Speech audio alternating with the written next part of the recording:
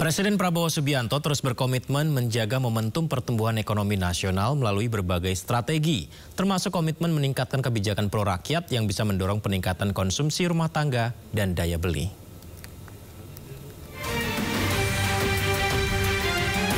Presiden Prabowo Subianto lega capaian pertumbuhan ekonomi Indonesia sebesar 5,12% sebagai salah satu yang tertinggi di kawasan G20 maupun ASEAN. Untuk itu dalam rapat paripurna, Presiden Prabowo Subianto menegaskan seluruh jajaran Menteri Kabinet Merah Putih harus menjaga momentum pertumbuhan ekonomi yang positif di level 5,12%. Strategi yang diinstruksikan diantaranya percepatan investasi, kemudahan perizinan berusaha, dan peningkatan konsumsi rumah tangga. Fokus terpenting menurut Presiden adalah peningkatan daya beli dan konsumsi rumah tangga yang dipandang sebagai modal peningkatan daya saing produktivitas dalam negeri. Kita punya kepentingan yang besar. Tugas pemerintah Indonesia adalah melindungi rakyat Indonesia, melindungi pekerja-pekerja kita dan keluarga mereka.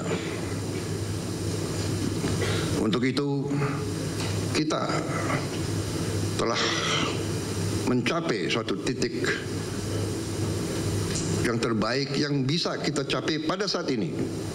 Walaupun kita tidak akan berhenti untuk selalu mencari kondisi yang lebih baik untuk ekonomi kita, untuk bangsa kita, untuk rakyat kita.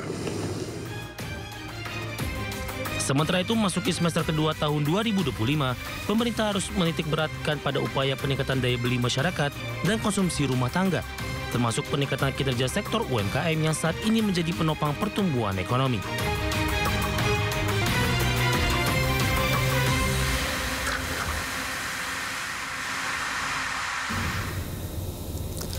Pertumbuhan ekonomi sepanjang kuartal 2 2025 sebesar 5,12% menuai sorotan banyak pihak.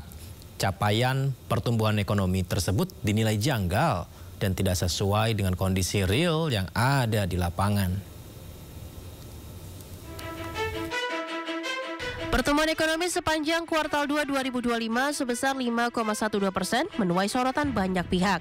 Pasalnya, capaian pertumbuhan ekonomi tersebut dinilai banyak pihak janggal dan tidak sesuai dengan kondisi real di lapangan. Menurut ekonom Selios Nailul Huda, pertumbuhan ekonomi kuartal 2 yang lebih tinggi dari kuartal 1 yang bertepatan dengan Idul Fitri dinilai janggal. Selain itu, konsumsi rumah tangga yang membuat pesatnya pertumbuhan ekonomi juga tidak sesuai kondisi di lapangan. Terlebih, indeks keyakinan konsumen justru turun yang mengidentifikasi konsumsi rumah tangga turun. Di mana kalau kita lihat data historisnya, dengan triwulan dengan adanya momen Ramadan Lebaran itu lebih tinggi dibandingkan dengan pertumbuhan ekonominya lebih tinggi dibandingkan dengan pertumbuhan ekonomi di triwulan-triwulan yang tidak ada momen Ramadan dan Lebaran. Nah, yang kedua adalah kejanggalan terkait dengan konsumsi rumah tangga. Sementara itu, ekonom senior Indef Fadil Hasan menyebut beragam leading indikator indeks pertumbuhan ekonomi nasional mayoritas berada di bawah ekspektasi banyak pihak. Dengan kondisi tersebut, seharusnya angka pertumbuhan ekonomi masih berada di bawah 5%. Rata-rata pertumbuhan ekonomi kita di triwulan kedua tahun 2025 itu adalah 4,79%, katakanlah 4,8%. Nah, sehingga selisihnya dengan apa yang diumumkan oleh BPS itu cukup signifikan lah, ya kan. Nah, jadi kemudian ini yang menimbulkan pertanyaan. Sejumlah kalangan meminta Badan Pusat Statistik untuk menyampaikan data yang sebenarnya, bukan bermain dengan data dan indeks untuk menghasilkan pertumbuhan ekonomi. Dari Jakarta, Adi Firmansyah, Radio Patmo.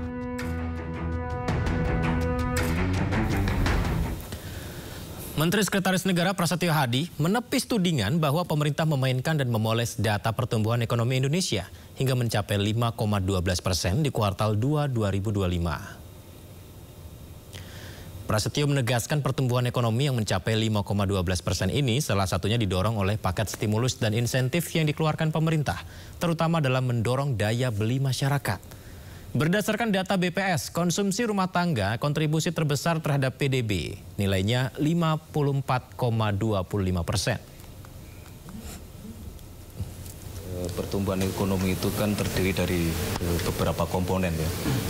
di situ ada belanja rumah tangga, kemudian di situ ada belanja pemerintah, di situ ada komponen investasi. Nah, tentunya kalau hari ini BPS secara resmi menyampaikan mengenai pertumbuhan ekonomi kita, ya pastilah di situ berisi seluruh komponen tadi. Bahwa komponen-komponen itu adalah hasil dari program-program atau kemudian kalau dari sisi pemerintah itu adalah hasil dari stimulus-stimulus yang itu disiapkan oleh pemerintah, ya memang demikian ininya, kerjanya, sistemnya begitu. Presiden Prabowo Subianto secara tegas mengapresiasi capaian pertumbuhan ekonomi 5,12% di kuartal 2 2025 ini.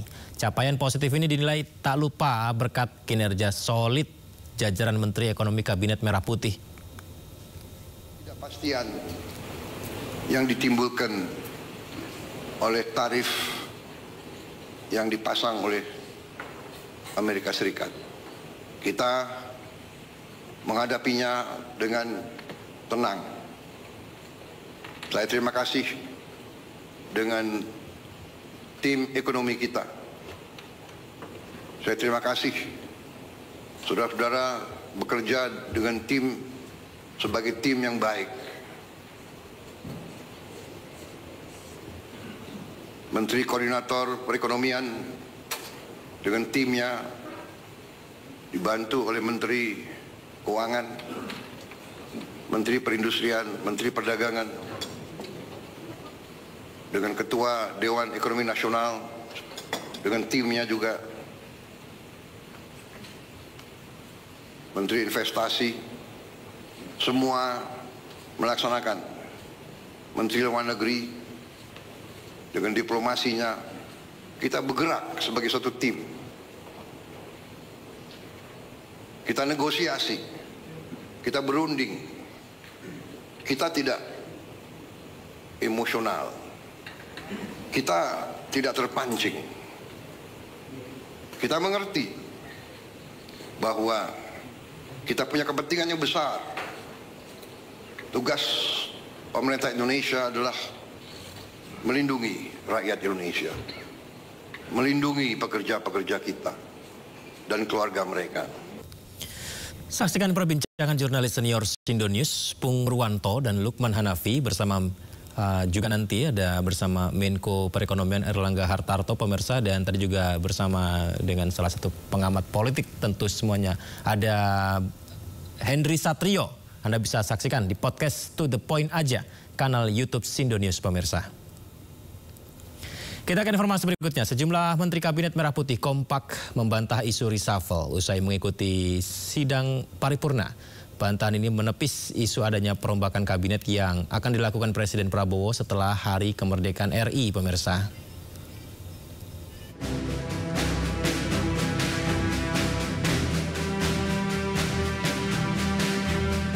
Sejumlah Menteri Kabinet Merah Putih menepis isu reshuffle yang bergulir dalam beberapa hari terakhir.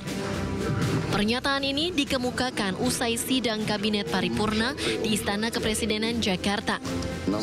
Dalam sidang Kabinet, Presiden Prabowo disebut-sebut sudah puas dengan kinerja para menteri. Karena beliau senang dan happy dengan kinerja menteri-menterinya. Semua solid. Terima kasih ya. Sementara Menko Infrastruktur Agus Harimurti Yudhoyono mengatakan bahwa fokus para Menteri Prabowo saat ini adalah mencapai program prioritas pemerintah dan menjaga kekompakan kabinet. Tentunya saya ingin tidak berkomentar di situ ya, yang jelas prerogatif Presiden itu mutlak ya terkait dengan itu semuanya, dan beliau hanya ingin menyampaikan kepada kita semua terus bekerja dengan fokus. Beliau mengapresiasi teamwork yang semakin solid. 10 bulan pertama pemerintahan di Kabinet Merah Putih ini tentu dengan segala dinamika dan juga segala tantangan yang dihadapi, tetapi beliau menyampaikan sejauh ini kita di track yang benar dan ada progresnya real. Sedangkan Menko Pangan Zulkifli Hasan enggan menanggapi isu reshuffle ini. Tanya Pak Anu lah, tanya Pak Hasan. Tadi ada partai yang mau masuk lagi, Pak. Ini apa ya? Ya tanya aja beliau. Ya. Tapi benar berarti ya Pak? Tapi benar ya Pak? Ya, kan Pak Hasan ikut rapat tadi. Tadi kan, tapi Bapak mendengar juga ya Pak? Iya, kalau tanya Pak Anu lah, tanya Pak. Nggak kagu Pak. Terima kasih ya. Sementara itu, jajaran Menteri Kabinet Merah Putih kompak membantah isu reshuffle usai mengikuti sidang paripurna. Tim Liputan iNews melaporkan. Polisi tegaskan penangkapan 5 pelaku judi online di Yogyakarta karena laporan masyarakat, bukan dari bandar judolnya. Seperti apa sih lengkapnya? Sindo Prime akan hadirkan untuk Anda pemirsa. Tetap bersama kami.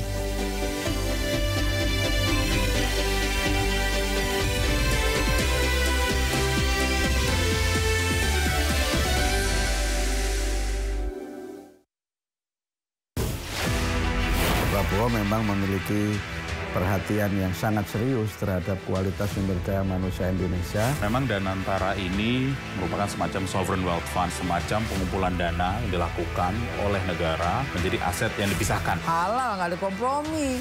Nggak bisa, kompromi halal tuh nggak bisa. Wah, cuma 1% babinya halal, nggak bisa.